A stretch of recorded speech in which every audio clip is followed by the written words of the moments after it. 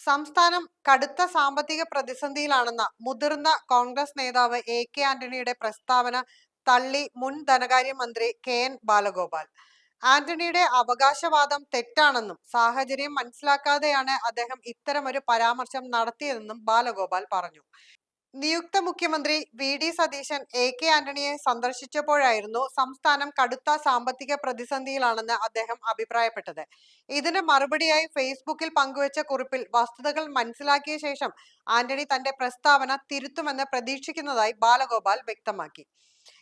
സർക്കാർ പ്രകടന പത്രികയിലെ 95% വാഗ്ദാനങ്ങളും നടപ്പാക്കിയെന്നും തടസ്സങ്ങളില്ലാതെ ഫണ്ടുകൾ അനുവദിച്ചെന്നും ബാലഗോപാൽ പറഞ്ഞു.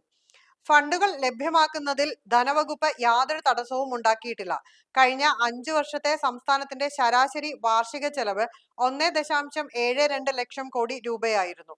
2025-26 സാമ്പത്തിക വർഷത്തിൽ 2 ലക്ഷം കോടിയിലധികം രൂപ ചെലവഴിച്ചുവെന്നും ബാലഗോപാൽ ചൂണ്ടിക്കാട്ടി. കേന്ദ്രം ഏർപ്പെടുത്തിയ സാമ്പത്തിക നിയന്ത്രണങ്ങൾക്കിടയിലും ഒരു ദിവസം പോലും ട്രഷറി പൂട്ടേണ്ടി വന്നിട്ടില്ലെന്നും ശമ്പളമോ പെൻഷനോ വൈകിയിട്ടില്ലെന്നും അദ്ദേഹം പറയുന്നു. കഴിഞ്ഞ സർക്കാർ കാലാവധി പൂർത്തിയാക്കുമ്പോൾ ക്ഷേമ പെൻഷനുകളിൽ കുടിശ്ശികയില്ല.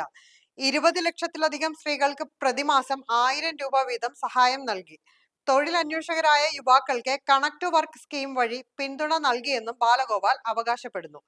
2021 സംസ്ഥാനത്തിന്റെ പൊതുകടം 9% എന്നാൽ ഇപ്പോൾ അത് 34% താഴെയായി കുറഞ്ഞു.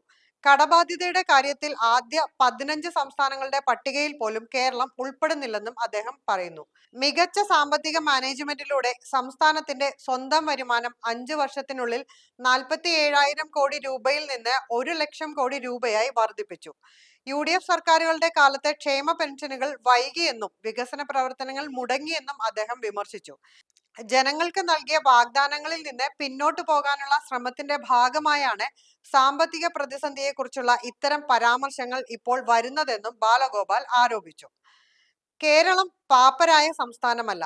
4,000 കോടി രൂപയുടെ ബാലൻസുമായി സാമ്പത്തികമായി സുസ്ഥിരമായ ഒരു ട്രഷറിയാണ് പുതിയ ഭരണകൂടത്തിന് കൈമാറിയതെന്നും ബാലഗോപാൽ കൂട്ടിച്ചേർത്തു.